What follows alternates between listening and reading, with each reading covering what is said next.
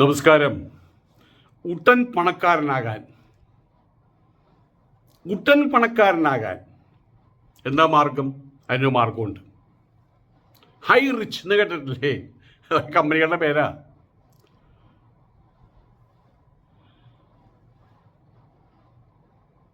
ഇരുന്നെടുത്തിരുന്ന് പണക്കാരനാകുക. അതിനുള്ള മാർഗം അത് ഞാൻ പറഞ്ഞു തരാം. കേട്ടോളൂ.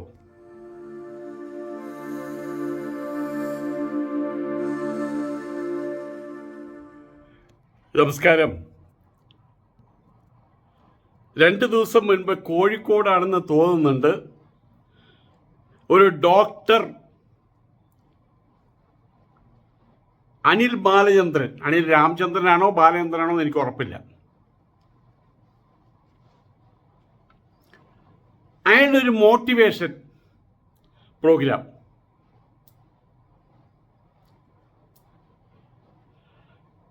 അത് കേൾക്കാൻ വേണ്ടിയിട്ട് കുറെ തെണ്ടികളെന്ന് ഞാൻ പറഞ്ഞതല്ല കേട്ടോ, അയാളെ വിളിച്ചു കൊണ്ടുവന്ന് ആളുകളെ നോക്കി അയാൾ പറഞ്ഞതാ തെണ്ടികളെന്ന്.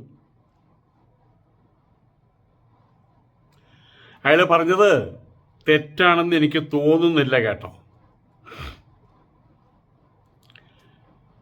അവിടെ പോകുന്ന ആളുകൾ മുഴുവൻ എല്ലാവരും ഒരേ വേഷമാണ്. മീശ വടിച്ച്, ഷർട്ടിട്ട്, കണ്ടകോപിയനും ചാർത്തി, ഒരു കോട്ടും ഇട്ടിട്ട്.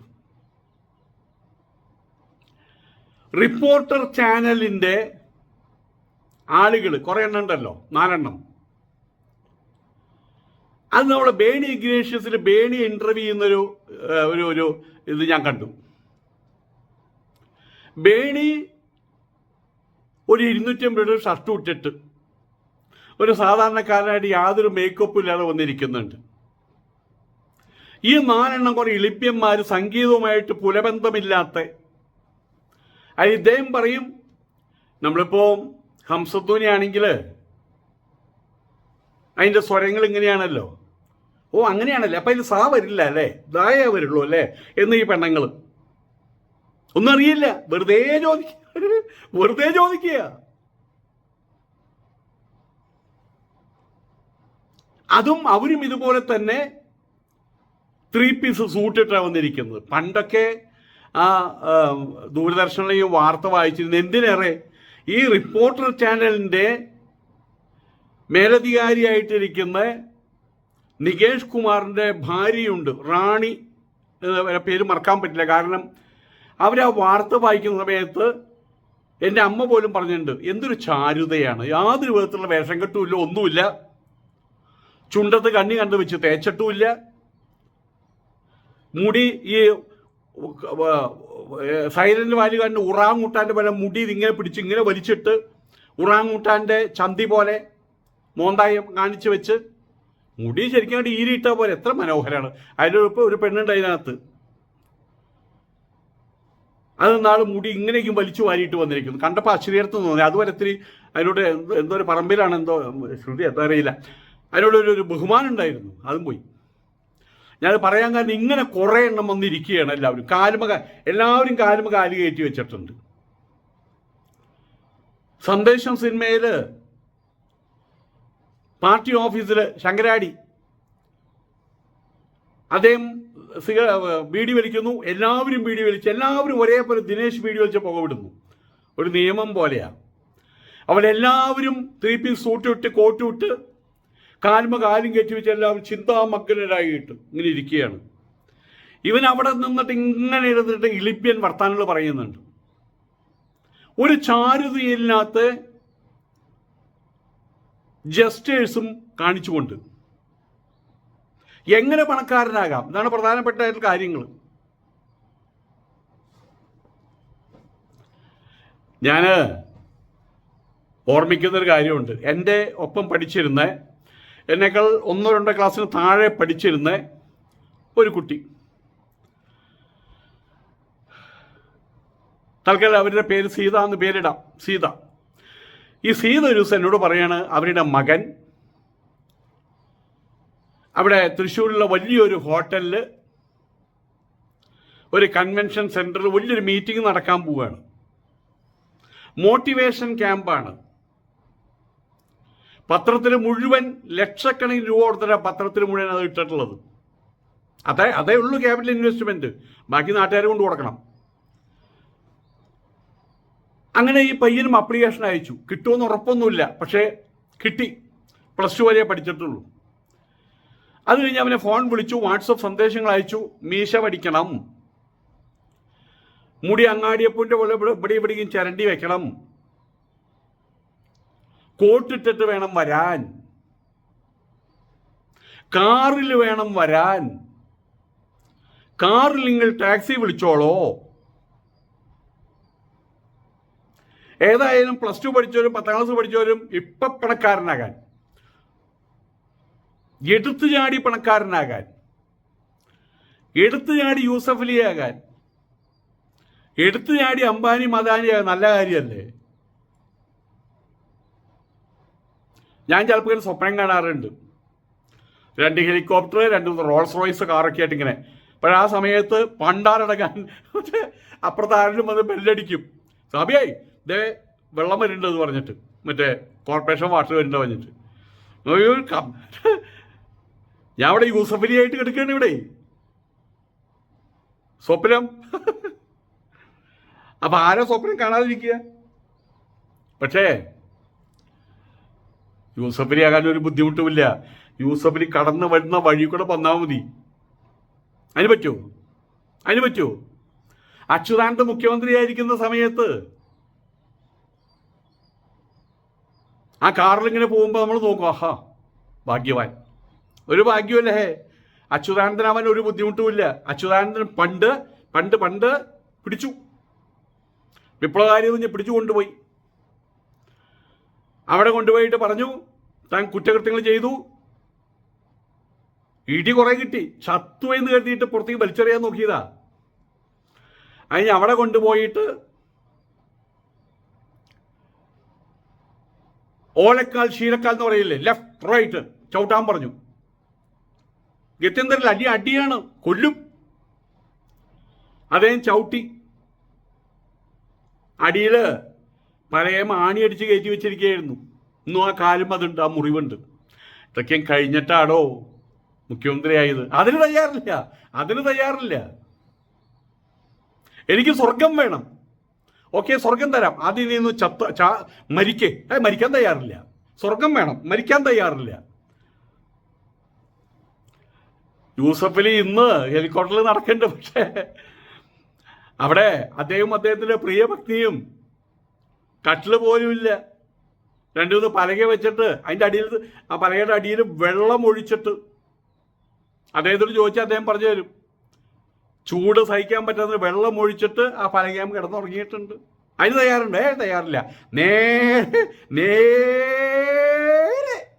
നേരെ യൂസഫ് അലി ആവണം. ആണ് ഹൈ റിച്ച്. ചാടി വീണ ഹനുമാൻ രാവണന്റെ കോട്ടയിൽ. അങ്ങനെ ചാടി വീഴാൻ വേണ്ടി, ഇൻസ്റ്റൻ്റായിട്ട് പണക്കാരനാകാൻ വേണ്ടിയിട്ട്. അങ്ങനെ എന്തിനു പറഞ്ഞു, ഈ പയ്യൻ സീതയുടെ നെഞ്ചത്ത് കയറി, എനിക്ക് കാറ് വാങ്ങിച്ചു ചോദിച്ചിട്ടില്ല, എനിക്ക് കാറ് വാങ്ങിച്ചു തരണം. അങ്ങനെ എന്തിനു പറയണു, 10-12 ലക്ഷം രൂപയുടെ കാറ്, 6 ലക്ഷം രൂപ അവരുടെ കയ്യിലുള്ളതും എല്ലാം കൂടി പണ്ടാറാണെങ്കിൽ അവർ കൊടുത്ത് 6 ലക്ഷം രൂപ കൊണ്ടടച്ച് ബാക്കി EMI ഒന്ന് കാറ് കൊടുത്തു. മീശയ്ക്കും വടിച്ചു, താടിക്കും വടിച്ചു, മുടി ഇങ്ങനെ ചപ്രയായിട്ട് കിടക്കുകയായിരുന്നു. അതൊക്കെ അങ്ങാടിയപ്പൂൻ്റെ ലെവലിലാക്കി മാറ്റി. കോട്ടൊക്കെ ഇട്ട്, പാൻറ്റൊക്കെ ഇട്ട്, ചാർലി ചാപ്ലിൻ്റെ പോലെ കൺവെൻഷൻ സെന്ററിലേക്ക് തിരിച്ചു. ഉന്നതങ്ങളിലെത്താനുള്ള പോക്കാണ്. 12,000 രൂപയാണ് ഫീസ്. 12,000 രൂപയേ ഉള്ളൂ കേട്ടോ. 12,000 രൂപ ഫീസ് വേറെ. 1 ഡേ ക്ലാസ്, ആഹാരം, തമ്മിൽ പരിചയപ്പെടൽ. പെൺകുട്ടികളുണ്ട്, ആൺകുട്ടികളുണ്ട്. ക്ലാസ്സൊക്കെ കഴിഞ്ഞു.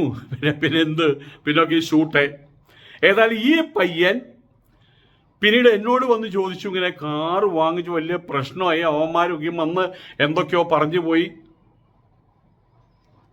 ആഹാരം കഴിക്കാതിരിക്കുമ്പോൾ എങ്ങനെ ആഹാരം കഴിക്കാനിരിക്കണം, ഇഡ്ഡലി കത്തിയോണ്ട് മുറിച്ചിട്ട് മുള്ളോണ്ട് കുത്തിയിട്ട് വേണം തിന്നാന്നൊക്കെ പറഞ്ഞ് പഠിപ്പിക്കുകയാണ് അവിടെ. ഓരോ പ്രാവശ്യം ആഹാരം കഴിക്കുമ്പോൾ ഒരു ഇഡ്ഡലി കഴിച്ചു കഴിഞ്ഞാൽ ഉടനെ തന്നെ ടവലെടുത്ത് ഇങ്ങനെ തുടയ്ക്കണം. ഇഡ്ഡലി ഇങ്ങനെ കത്തിയുമ കോർത്തിട്ട് ഇതിങ്ങനെ പിടിച്ചോണ്ടിരിക്കണം കുറച്ചു നേരം ഇങ്ങനെ.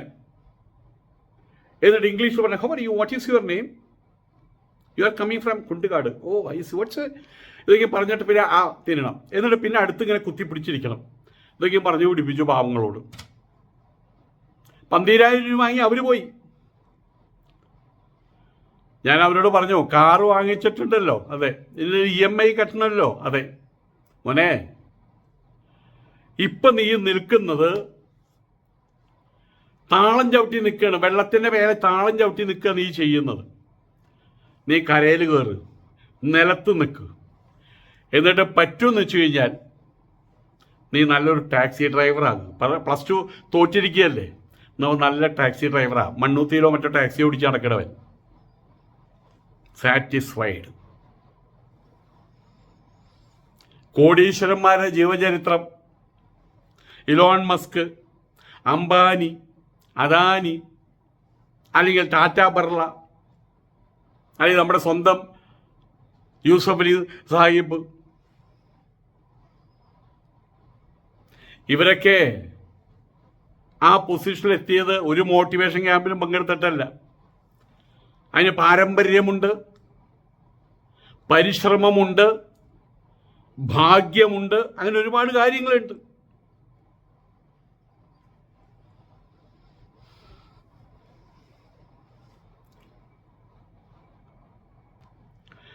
അല്ലാതെ മീശ പഠിച്ചതുകൊണ്ടോ 3 പീസ് ധരിച്ചതുകൊണ്ടോ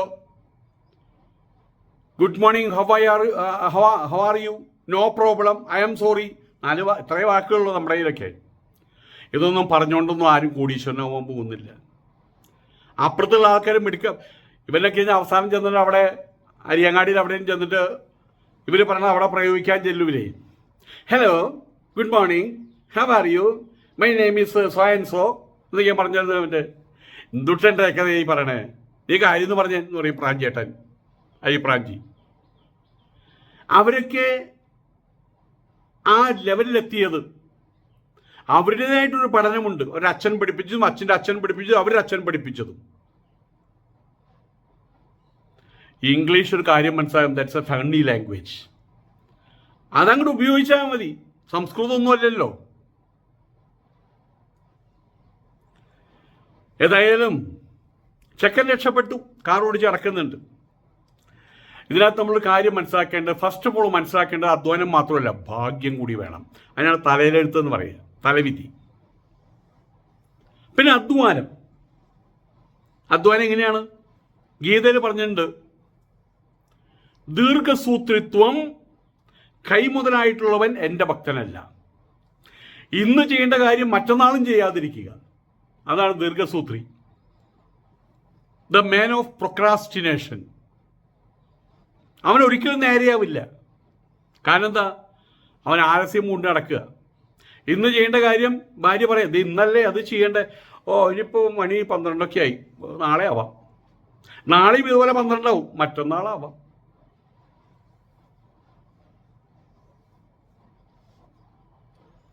നമ്മൾ അപ്പുറത്തുള്ള ആളുകൾ അവരുടെ ഇന്നത്തെ അവസ്ഥ നോക്കിയിട്ട് എടുത്ത് ചാടരുത്. എനിക്ക് യൂസഫ് അലി സാഹിബിനെ നേരിട്ടറിയാം. ഒരു സംഗതി പറയുകയാണ്, സ്വാമിക്ക് കുറച്ച് കഷ്ടപ്പാടും കാര്യങ്ങളല്ലേ, എൻ്റേതാ ദുബായിലുള്ള മാള് സ്വാമി അങ്ങോട്ട് എടുത്തോളോ. ശരി, ഞാൻ എടുത്തു എന്നിരിക്കട്ടെ, എന്താ ഉണ്ടാവുക?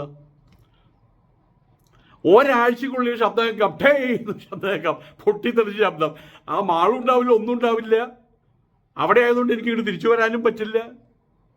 അതിൻ്റെ പുറകിലേക്കും ഒരുപാട് എഫർട്ടുകളുണ്ട്. മനസ്സുകൊണ്ടും വചസ്സുകൊണ്ടും കർമ്മം കൊണ്ടുള്ള എഫർട്ടുകൾ. ആരും ചാടി വീണിട്ട് ലങ്കയിലെത്തിയിട്ടില്ല കേട്ടോ. ഹനുമാൻ ചാടി വീണു ഭക്തി കൊണ്ട്. രാമന് പാലം വേണ്ടി വന്നു. ആ ഒരു വ്യത്യാസം മനസ്സിലാക്കണം. നമുക്ക് ഓരോരുത്തർക്കും ഓരോന്ന് വിധിച്ചിട്ടുണ്ട്. അതാണ് റിയൽ പേൾ ഓഫ് ഇന്ത്യ. ഭാരതരത്നം അബ്ദുൽ കലാം അവർ പറഞ്ഞത്, ഞാൻ എത്ര വലിയ ഇന്ത്യൻ പ്രസിഡന്റ് ആണെങ്കിലും ചിലപ്പോൾ തലകുനിച്ച് കൊടുക്കേണ്ടി വരുന്നു. ആരുടെ മുമ്പിൽ? ബാർബറുടെ മുമ്പിൽ. അദ്ദേഹത്തിൻ്റെ മുടിയുടെ സ്റ്റൈൽ കണ്ടിട്ടില്ല, പണ്ടത്തെ ആൾക്കാരുടെ സ്റ്റൈൽ. അങ്ങനെ മുടി വളർത്തിയിട്ടുള്ള ഒരു ശൈലി. അങ്ങനെ കരുണാകരൻ ഒരു ഔദ്ധത്യമുള്ള ആളാണ്. പക്ഷേ തൃശ്ശൂരിൽ നിന്നുള്ള അദ്ദേഹത്തിൻ്റെ ബാർബറെ അദ്ദേഹം തിരുവനന്തപുരത്തേക്ക് കൊണ്ടുപോയത്. അപ്പം ആരോട് ചോദിച്ചു? അവിടെ ബാർബർമാരില്ലേ? എല്ലാവരും മുമ്പിൽ തല കുനിക്കാൻ എനിക്ക് മടിയാണെന്ന്. ഒരാളുടെ മുമ്പിൽ തല കുനിച്ചു പോയി, അയാളുടെ മുമ്പിൽ തല കുനിക്കാം. എന്തായാലും ലോകത്തിന് എല്ലാത്തിനും ഏതൊരു കൊതുകാണെങ്കിലും അതിൻ്റെ നിയോഗമുണ്ട്. ആ നിയോഗത്തിലൂടെ വേണം മുന്നേറാൻ. അങ്ങനെയാവുന്ന സമയത്ത് അയാൾക്ക് ഈ ലോകത്തിൽ അദ്ദേഹത്തിൻ്റെ ഒരു സ്ഥാനം ഉണ്ടാകുന്ന സാരം. ഏതായാലും ഇത്തരം മോട്ടിവേഷൻ നടത്തുന്നു എന്ന് പറയുന്ന ഇളിപ്യൻ ചക്കന്മാർ അവിടെ കാണുമ്പോൾ തന്നെ അശ്വര്യർത്ഥം തോന്നുന്നുണ്ട്. അവരുടെ മുമ്പിൽ പോയിരിക്കുന്ന തൊലികയപ്പന്മാരെ തെണ്ടികളെന്നല്ലേ വിളിച്ചുള്ളൂ. അവൻ അത്രയല്ലേ വിളിച്ചുള്ളൂ. അതിലപ്പുറമുള്ള എടാ മോനേന്ന് വിളിക്കേണ്ടതല്ലേ ഇവന്മാരെ കീഴരിക്കെ. നോക്കൂ, ശരിയായിട്ടുള്ള മോട്ടിവേഷൻ എന്താ അറിയാം? എൻ്റെ മനസ്സ് ഓർമ്മ വരുന്നൊരു കാര്യം പറയാം. കോടീശ്വരനായിട്ടുള്ള കല്യാണറാമനുണ്ട് തൃശ്ശൂർ. കല്യാണറാം, അദ്ദേഹത്തിൻ്റെ അനുജന്മാർ അവിടെ ഗീത നടക്കുമ്പോൾ അവിടെയും വരും. സപ്താഹം നടക്കുമ്പോൾ അതിൻ്റെ മുമ്പിൽ പോയിരിക്കും. തേക്കുങ്ങാടിലൂടെ നടന്നു പോകുന്ന കല്യാണരാമനെ കണ്ടിട്ടുണ്ട്. PT മാനുവലിൻ്റെ മക്കളുണ്ടായിരുന്നു ഒരു കാലഘട്ടത്തിൽ. അവരായിരുന്നു കോടീശ്വരന്മാർ, നമ്പർ 1 കോടീശ്വരന്മാർ. അദ്ദേഹത്തിൻ്റെ മകൻ ഡോക്ടർ ജോസ്, തോമസ്, അവരൊക്കെ അവിടെ ഒരു പ്രസംഗം നടക്കുമ്പോൾ അത് കേൾക്കാൻ പോകും. ചീട്ടുകളി നടക്കും, പ്രശസ്തമാണ് തേക്കുങ്ങാടിലെ ചീട്ടുകളി, അത് കാണാൻ പോകും. അവരുടെ നാട്ടുകൂട്ടത്തിൻ്റെ ഇടയിൽ പോകും. എന്തിനു വേണ്ടിയിട്ടാണെന്നറിയാമോ? ഈ ലോകത്തിൽ എല്ലാത്തിൽ നിന്നും പഠിക്കാൻ കാര്യങ്ങളുണ്ട്. പ്രകൃതിയിൽ നിന്ന് 64 കാര്യങ്ങൾ. മേഘത്തിൽ നിന്ന് പഠിക്കാം, സൂര്യനിൽ നിന്ന് പഠിക്കാം, മഴവില്ലിൽ നിന്ന് പഠിക്കാം, തെങ്ങിൽ നിന്ന് പഠിക്കാം. ഒരു ചോദിച്ചാൽ ഇങ്ങനെ തെങ്ങിൽ നിന്ന് പഠിക്കുക, നിങ്ങൾ തെങ്ങിൻ്റെ അടിയിലേക്ക് എന്താ ഒഴിക്കുന്നത്? പനിനീരാണോ ഒഴിക്കുന്നത്? അല്ലല്ലോ. നിങ്ങൾ കുളിച്ചതും നിങ്ങൾ കഴുകിയതും നിങ്ങളുടെ മാലിന്യം തുടച്ച് അത് വെള്ളമൊക്കെയല്ലേ തെങ്ങിൻ്റെ അടിയിലേക്ക് നിങ്ങൾ ഒഴിക്കുന്നത്. തെങ്ങ് പറയാറുണ്ടോ ഈ വെള്ളം എനിക്ക് വേണ്ടാന്ന്? പക്ഷെ തെങ്ങ് നിങ്ങൾക്ക് എന്താ തരുന്നത്? ഈ ലോകത്തിൽ വെച്ച് ഏറ്റവും മധുരതരമായിട്ടുള്ള ഏത് ഇന്ത്യൻ പ്രധാനമന്ത്രി, ഏത് ഇന്ത്യൻ പ്രസിഡന്റ് വന്നാലും പറയും ഇളനീരുണ്ടോ എന്ന് ചോദിക്കും. നാരികൾക്കാ പാനി ഇതേതോ എന്ന് പറയും. അതൊക്കെയും കണ്ട് പഠിക്കാനുള്ള കാര്യങ്ങളാണ്. നമുക്ക് കണ്ട് പഠിക്കാനുള്ള കാര്യങ്ങളാണ്. അതൊക്കെയാണ് മോട്ടിവേഷൻ തരുന്ന കാര്യങ്ങൾ. വഴിക്കൂടെ നടന്നു പോരുന്ന നായയെ നിങ്ങൾ വീക്ഷിക്കൂ, അതിൽ നിന്നുണ്ട് മോട്ടിവേഷൻ. അത് ഇത്തരം നായകൾക്ക് ലക്ഷങ്ങൾ കൊടുത്തുണ്ടാക്കുന്നതല്ല മോട്ടിവേഷൻ. അങ്ങനെ മോട്ടിവേഷൻ നടത്തി അതിൻ്റെ മുമ്പിൽ പോയിരിക്കുന്ന നിങ്ങളെ തൊലികയപ്പന്മാരായിട്ടുള്ള നിങ്ങളെ തെണ്ടികളെന്ന് വിളിച്ചിട്ടുണ്ടെങ്കിൽ നിങ്ങൾ അത് തന്നെയാ. അതിന് അർഹതപ്പെട്ടാണ് നിങ്ങൾ. അവൻ മിടുക്കനാ, അതോ അവൻ പറയുണ്ടായിട്ട് അവിടെ. ഏതായാലും ഏറ്റവും വലിയ മോട്ടിവേഷൻ ഫോർമുല, അല്ലെങ്കിൽ മോട്ടിവേഷണൽ ഫോർമുല ഞാൻ പറയാം. വേണമെങ്കിൽ എഴുതിയെടുത്തോളൂ. ആചാര്യന്മാർ പറഞ്ഞതാണ്. അവനവൻ്റെ ആന്തരികവും ഭൗതികവുമായിട്ടുള്ള അവസ്ഥകളെ കൃത്യമായിട്ടും കണ്ടറിഞ്ഞ് അതിനനുസൃതമായിട്ടൊരു കർമ്മമണ്ഡലം തിരഞ്ഞെടുത്ത് അവിടെ മനസ്സാ വചസാ കർമ്മണ അധ്വാനിച്ച് അതിൽ നിന്ന് എന്ത് കിട്ടുന്നുവോ, whatever you get, try to entertain. എന്ത് കിട്ടുന്നുവോ അതിൽ സന്തോഷത്തെ ഉൾക്കൊള്ളുക. ഇത് എഴുതി വെച്ചാൽ മതി. ഒന്നുകൂടി പറയാം, അവനവൻ്റെ ആന്തരികവും ഭൗതികവുമായിട്ടുള്ള അവസ്ഥകൾ അത് കണ്ടറിയണം. 2 കാലുമില്ലാത്തവൻ എത്ര കിടന്ന് ചാടിത്തുള്ളിയാലും PT ഉഷയാവാൻ പോകുന്നില്ല.